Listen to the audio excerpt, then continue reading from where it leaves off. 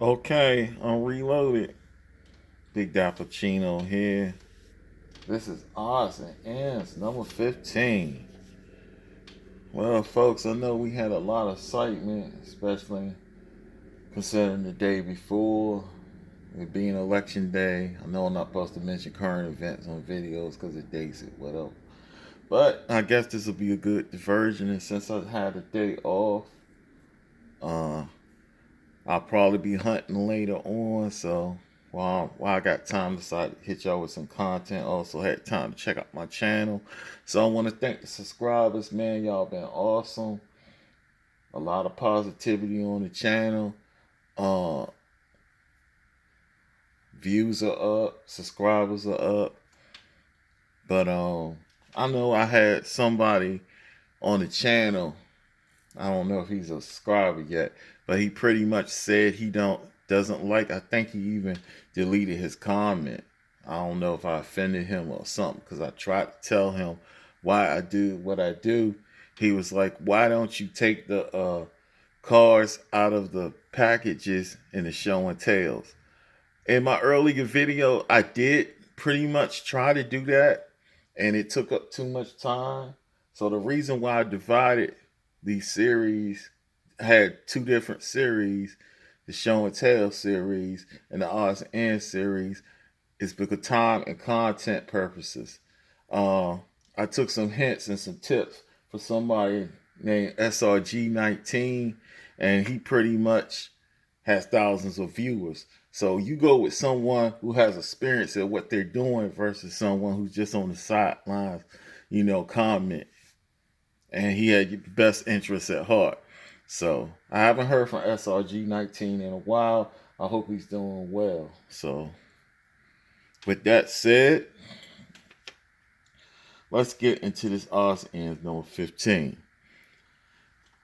Please forgive the stuff at the left. I try to keep the cards so I will know what I'm looking at. But first, we're going to start with this NBigX City Series. And it's the 1956 Austin Martin DBR1. These are the cards that were featured in Show and Tell number 89. So we're starting with this Aston Martin 1956 DBR1 from the NBX City Series, which I think is a new casting. And I'm not going to spend that much time. It has details, headlights, tail lights, nice paint job. I know they use plastic bases usually. Well, Hot Wheels does a lot too when it comes to mainline, but I don't know. This is execute better than what they do. Don't have that off color looking cheap look to the base, but they kept it monochrome. Paint job's nice. Wheels are nice. This is a pretty good one. And I said I was gonna stop dealing with mainline for Hot Wheels and Matchbox a lot. I was just gonna focus on specific ones that caught my eye. But these two caught my eye. And the other one from Show and Tell 89, it was a mainline. It was this 1948 Willys Jeepster from Matchbox NBX City Series. And these are pretty cool.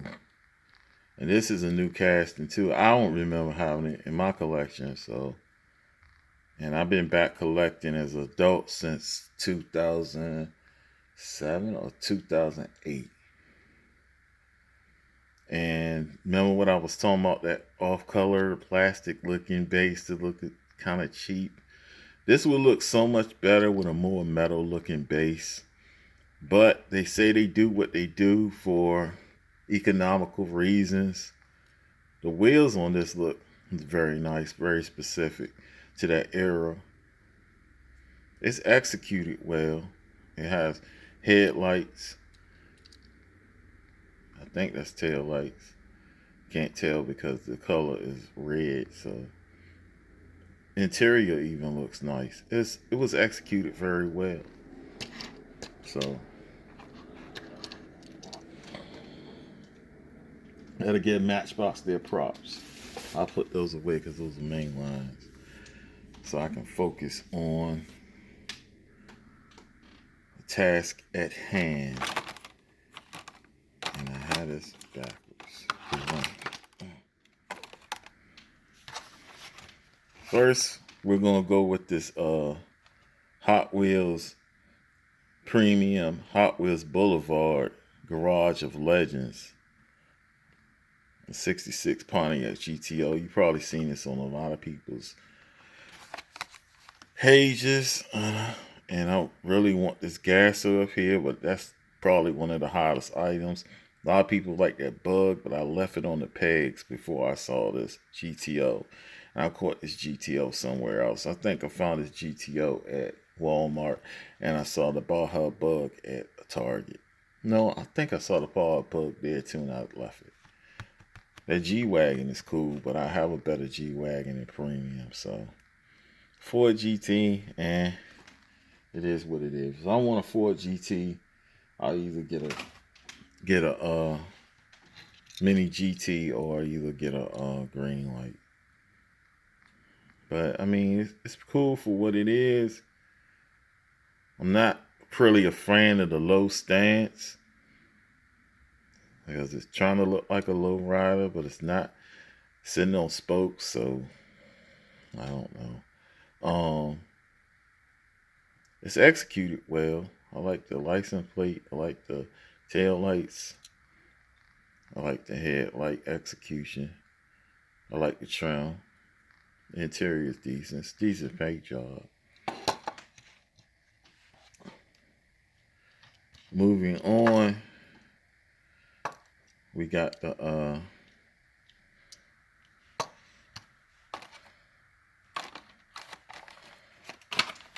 I can't wait to get rid of all these boxes. Next, we got the 71 Plymouth GTX from Fast and the Furious series of Hot Wheels Premium. They call this series Full Force, and it's been on people's channel. So I think I caught this at Target, and I already had that Mazda RX-7. I haven't seen the Acura NXS. I know the Charger is probably the first thing people snatch up because it's a famous. Of course, it's Dom Toretto's car, Vin Diesel's characters. And I seen that Jaguar. I didn't like the way it looked. I left it on the pegs previously, and I should have picked it up. But oh well. I had some Greenlights I had picked up, so I was more interested in Greenlights than that. So this Roadrunner body is cool. In fact, this is the same Roadrunner body I think did Daisy from Dukes of Hazzard. She had a yellow one like this, I think. Which, if you find it by anybody, Erdl, Johnny Lightning, Revell, whoever, even Hot Wheels, it's gonna play an arm and a leg. I think last time I seen reproduction of Daisy's Roadrunner, because most people don't even know about it because they passed it off, and I think they gave it to the son. Not the son, Boss Hogg's nephew. You have to watch the show to understand what I'm saying. Boss Hogg's nephew, and he went off and was on a spinoff show for I think about a year or two, and the show got canceled. And his character returned back to Dukes of Hazzard without that car. So go figure. Daisy gave him her car as a giveaway present. Like, yeah, as a gift. Going away present, I should say. It's cool. I remember seeing this is in, I think this is in Fate of the Furious. Even though it's saying it's in another movie. But I know he had one of these in Fate and the Furious. This is the one that was pulling the cars everywhere. When they try to put some grappling hooks on it.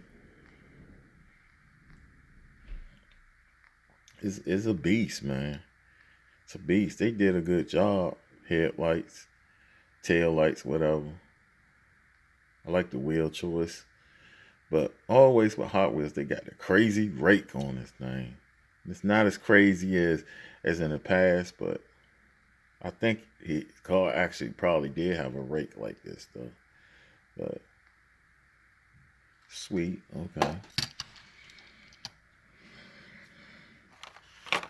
Next we got the Volkswagen IDR. This is from the Hot Wheels Premium Hot Wheels Car Culture series, which is Thrill Climbers, which you probably seen on some people's channel, whatever. That Audi is pretty cool. Everybody was going crazy over the Audi. You'll see the Porsche next up. A lot of people, I think that Ford RS200 is a new cast, and people want that. The Lancia, people were going crazy over that. Nobody really didn't talk about the Volkswagen IDR. It's probably why I found it on the pegs. So, go figure. This is an electric racing car.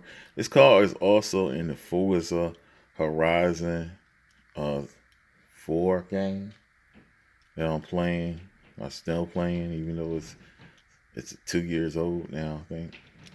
Is it 2 years old? I think so.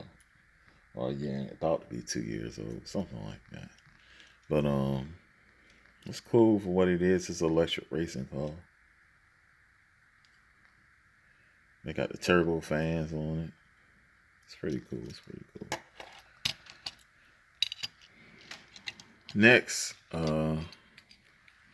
got the Porsche 935, and I think I have a blue one, white with blue details. Ones other just tried to look for, but I think I put it up in my other room in one of the Plano, well, what they call them, Plano cases, and I put it up on the table near my bedroom. So I can't compare everything. Time restraints. It's cool. Cool little Porsche. Like the white turbo fans on this. Got the racing details. Probably based on a real car too. It's sweet, man. I got another one of these too. They have a flat version too. I think that's what I was looking at this morning. I got confused. They have another version that has the flip up headlights that I think is strictly the 930. But next,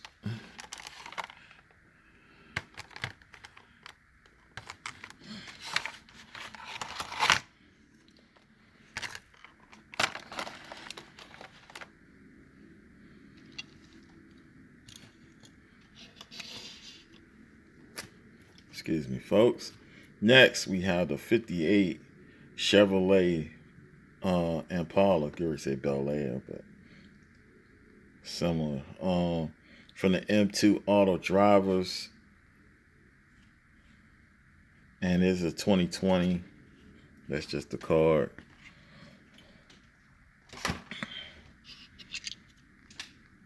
I was gonna leave this on the pegs, man.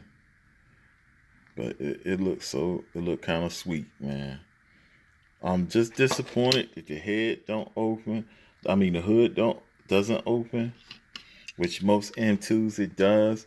But Auto Drivers is their cheapest version. I think this is how they're competing with Johnny Lightning, because they usually Johnny Lightning and Greenlight, who have cheaper versions of theirs. I think I forgot what Johnny Lightning's cheaper version is called. But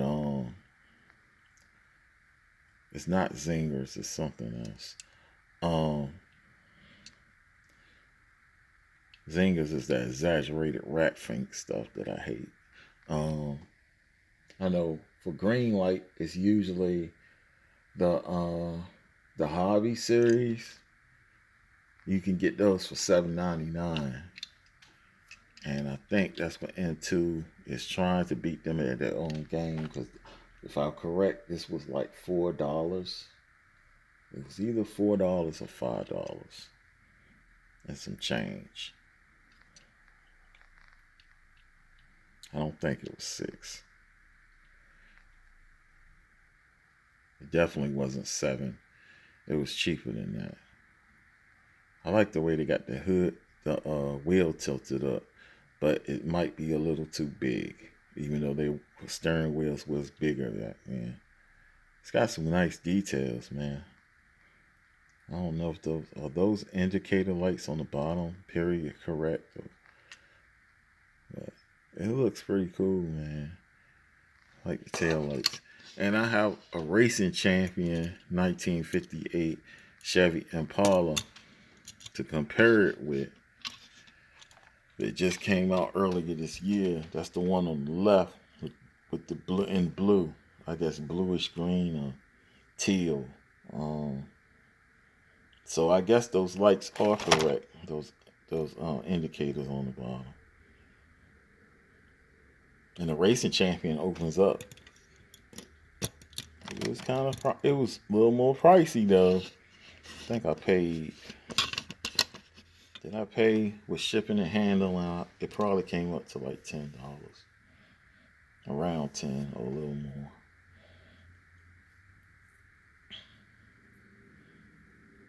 Yeah, they nailed it. The Racing Champion is wider and bigger. I'm shocked because usually their cars, round 2 with Johnny Lightning at least, their cars are usually narrow.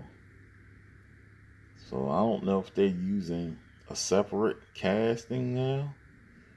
Does it look like they were borrowing from Johnny Lightning or sharing casting with Johnny Lightning as far as racing champs?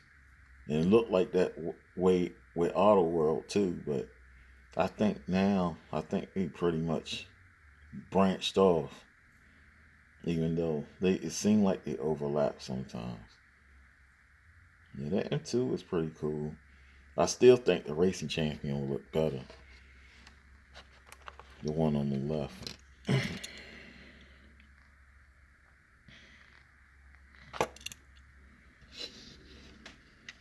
But anywho, moving on. I don't waste too much time. Next, we got something that was given to me by a good friend of the channel, a subscriber, XLT Off-Road Bear. Gave me a random act of kindness box in response to a contest he won, which we'll talk about. A contest that we recently had a couple of days ago that just closed this 30th. And I'll announce the winner at the end of this video. The one on the left is a 1987 LTD Country Squire wagon that I forgot I had from 2018. It's from the Greenlight Estate Wagon Series. This is a 1987 Ford Crown Victoria wagon from 2019 from the Hot Pursuit series. And they're pretty much the same thing. Coincidences. But a lot of companies did this, especially from like the 50s to like, I want to say maybe the 90s or the late 80s. Especially the big 3, Ford, Chrysler, and GM. Is just easier. You know, if you have something like a full scale vehicle, I guess a full size, what they call a full size vehicle or something, you just have different trim levels or stuff like that, and subsidiaries. Like, I think mainly for Chrysler and Ford, they were more notorious because Mercury and Lincoln, also Mercury was kind of like what seemed like at times seemed like they were like lower than a regular Ford. You could get them for cheaper. And the I think for Chrysler, I think Chrysler was at the top. Uh, Dodge was next, and Plymouth was under Dodge. So ranking like that. As you see, this one has the hitch. This one doesn't, but it has this cool new opening feature, which it doesn't. The tailgate don't come down all the way, but it's pretty cool. That damage. Guess that's just the way it's made. So they're pretty much similar. Tail lights, headlights. I think they're pretty much similar. I don't see no difference, to be honest. And this one's got the it's the civilian version, so of course it's got the luggage rack. And both of the hoods do not open, which I hate about Greenlight trucks and Greenlight wagons, but everybody pretty much does it. I haven't found a truck by anyone that where the hood opens, which I don't know why. What's the problem with that? Why you can't make the hood open? I don't know. So that's pretty much that. Next, let's get into the Brady Bunch wagon from Greenlight Hollywood series that just came out this year. It's a 1969 Plymouth Satellite station wagon.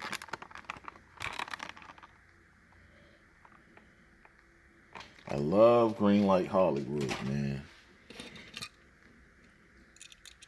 And like I said before, the hood on this don't open, but look at that detail. Look at the grill, look at the lights, the indicators. I think period correct as far as the hubs and the wheels. Trim looks nice. The luggage rack looks nice. As you see, this one opens even better than that other one. So now I guess they perfected it, even though it doesn't go all the way down. It goes down further. The new tailgate option for the wagons. That's a game changer. Johnny Lightning does wagons too. They do, I think they do hitch and tow series. Well, usually they have, you might get a station wagon, or either a truck or something like that. But you get like a boat on a trailer, or like a mobile home, little motor home or something like that. This is pretty cool. Like tail lights. It's an awesome addition to the collection. Sorry, folks. Last but not least, we have the Piece de la Resistance, Auto World, Custom Lowrider Series, the Miho exclusives. And this is the 1976 Cadillac Coupe de Ville. The real deal Holyfield, baby. And of course, this is that Lowrider series that just came out. I have civilian versions of everything except for, I didn't have the Cadillac cast, and now have one. I want to get the 70 Chevy Impala Sport Coupe. Have not seen it online. I think that's a new casting. I think that's the Glass House, or it's the later one, the 72 and 73, consider the Glass House to the 75. I really don't care, but oh well.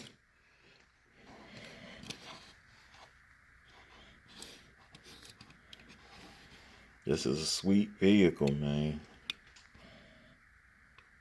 It just looks like the Caddy. My dad had two of these, so only thing close that I had to this was like a 2000 DeVille in real life. And pretty much sold it. Had a chance to get two of them actually. I had a gold one, and my friend, I hooked him up with the same, I think, person who sold me the gold one, same used dealership. They had a white one for sale, and I pretty much hooked them up with the person, and they gave him a good deal on a white one, which attracted too much attention, which I'm glad it didn't. He kept getting stopped by the police one time when I was with him. It was just a sweet looking ride. So they thought, oh man, he must be doing something illegal.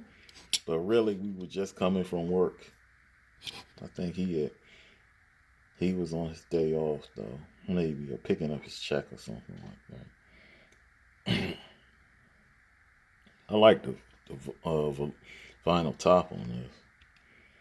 Wheels, I wish they would have made them more defined. But I guess that would take I guess working with Dayton or whoever makes True Spokes or whoever.